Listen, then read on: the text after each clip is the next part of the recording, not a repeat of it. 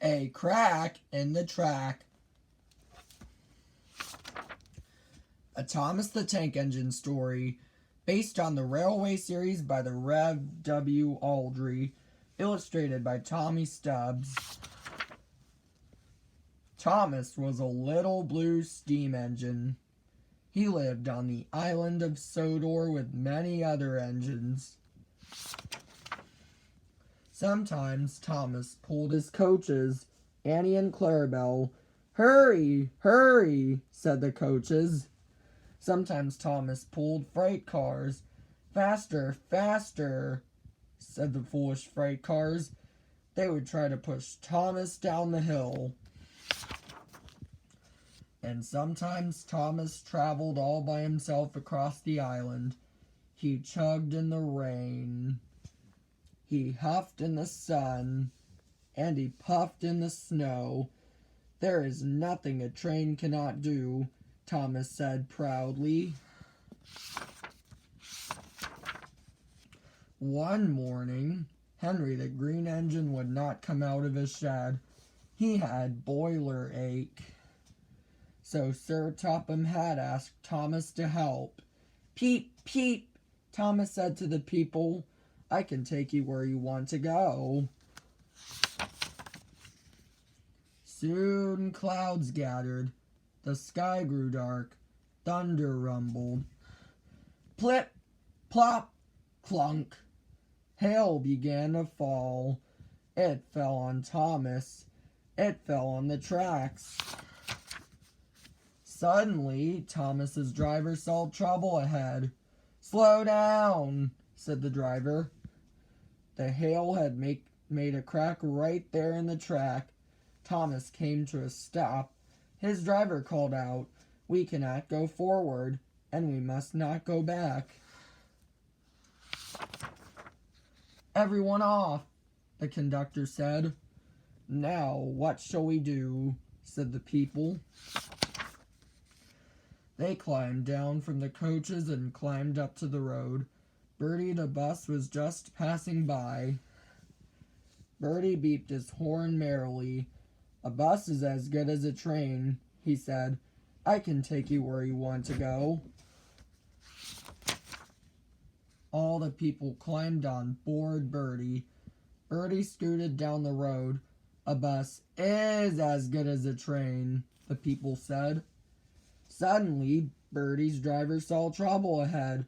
"Slow down," the driver said. There in the road was a bright green toad. Bertie came to a stop. His driver called out, "There's a toad in the road. We will have to unload."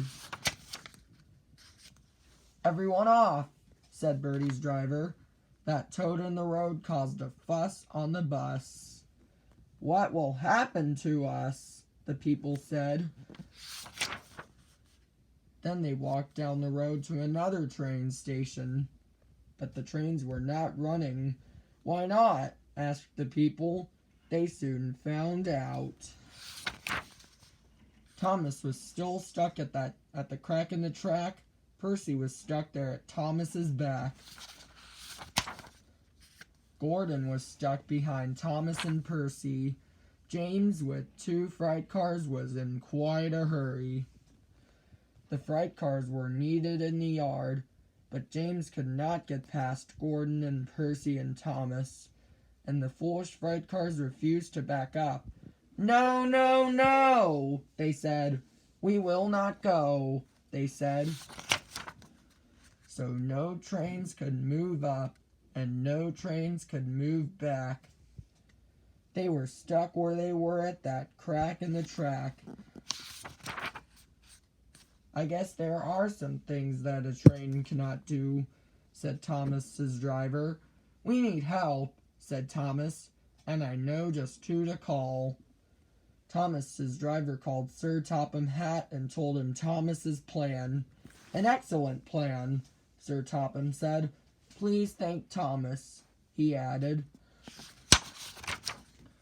In no time at all, Harold the helicopter zoomed across the sky. He landed near the people. They all climbed aboard. "A helicopter is as good as a train," said Harold. "I can take you where you want to go." The breakdown crew came to replace the broken track. By the time they arrived, rain was falling hard. The crew came with cranes. They sang while they worked. "A crane is as good as a bus or a train. We'll fix up your track, and we don't mind the rain." Finally, Thomas could move. So could Percy and Gordon. James, with his freight cars, was close behind. They turned on the turntable and went back to work. The people saw Thomas waiting to take them home. "Are you sure you can take us where we want to go?" they asked. "I thought there was nothing a train could not do," said Thomas. "But now I know that just isn't true. I learned a big lesson from one little crack. A train is only as good as its track." The end.